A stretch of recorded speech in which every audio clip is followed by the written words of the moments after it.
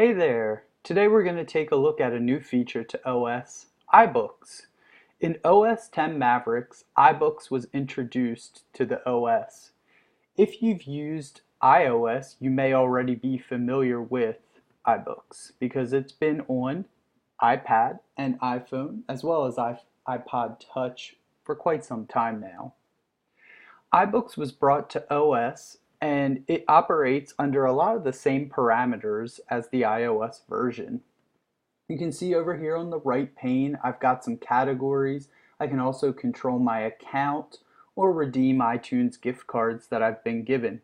All of us have an Apple ID that we use to buy and purchase apps on our iPad. We can use that same exact Apple ID to sign in here on OS at the iBooks bookstore. The great thing about doing that is that you can sync all of your books from one device to another. You can have all your same books on your iPad, your laptop, and even your iPhone if you have one. Let's take a look at how you can do that in the iBooks preferences. So when I open up the iBooks preferences, there really aren't very many, but the ones that are here are helpful to get me to sync my books across all my devices.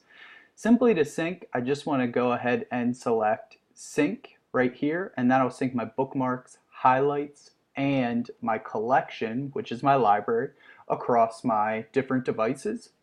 I also want to go into this store tab and check download new purchased books automatically, which every time I open my iBooks library will bring in all my newly purchased books from maybe say my iPad or my iPhone into there. One last feature in the preferences that might not be advantageous to you personally in your iBooks collection, but in your classroom, is the parental controls. You can disable the iBooks bookstore as well as restrict books with explicit content. And if you've browsed around the iBooks bookstore for any length of time, just by going to something like Top Charts, you'll see that there are tons of romance novels and things of that nature on the iBooks bookstore, so you may want to limit that for your students. Getting out of here, let's go to my library. And you can see that this looks like the library right on your iPad. I've got a collection of books here, many of which I've gotten through the Guggenheim project for free from the iTunes bookstore. One of which I've also made using the tip that I talk about in our iBook, which you see here. I made this LDC Energy book using Wikipedia and their create a book option. So these are all my books, and I've actually gotten all of these for free, believe it or not.